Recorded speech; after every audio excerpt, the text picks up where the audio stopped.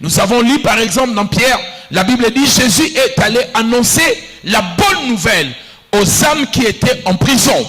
Nous avons vu aussi dans Luc chapitre 4, lorsque le Seigneur était en train de donner son plan d'action, quand il est entré dans le monde, il a dit l'Esprit du Seigneur est sur moi et Dieu m'a oint. Parmi les choses qu'il devait faire, il a dit Dieu m'a oint pour faire quoi? Pour rendre libres les opprimés ou les captifs. Il est venu pour libérer les captifs. Un captif, c'est une personne qui est en prison. C'est une personne qu'on a arrêtée. C'est une personne qu'on a mise à part. Mais nous sommes en train de parler de prison spirituelle. Nous ne parlons pas de prison physique. Qu'est-ce que c'est une prison?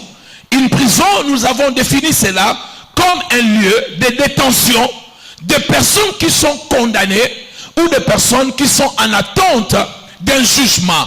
On appelle cela une prison. C'est une maison où on va mettre des gens qui sont déjà condamnés ou des personnes qui sont en attente d'une condamnation.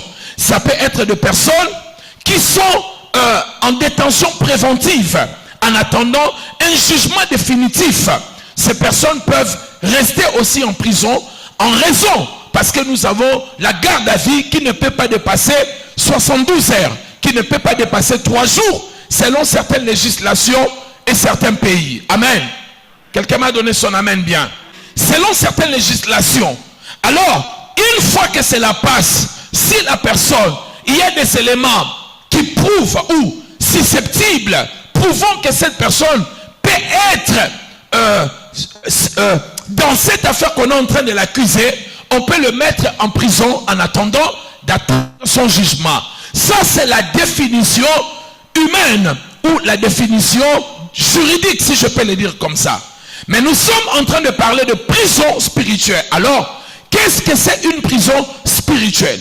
Une prison spirituelle, ce sont des lieux dans le monde spirituel où on place des individus, on place des familles par la puissance de la sorcellerie, par la puissance démoniaque. Il y a des gens qui marchent, qui sont physiquement bien habillés, mais ces personnes sont déjà emprisonnées. La Bible le dit, le psalmiste a dit, retire mon âme de sa prison. Psaume, je crois, 127, tire mon âme de sa prison. Parce que l'âme d'une personne, elle peut aller en prison. Pendant que la personne marche, mais son âme peut être dans la prison. Je vous ai donné des signes pour savoir si vous êtes emprisonné dans un lieu familial. Je vous ai parlé de la prison de la famille. Je vous ai parlé des rêves récurrents qui reviennent souvent où vous voyez dans la maison de la famille. Et j'ai expliqué beaucoup de choses.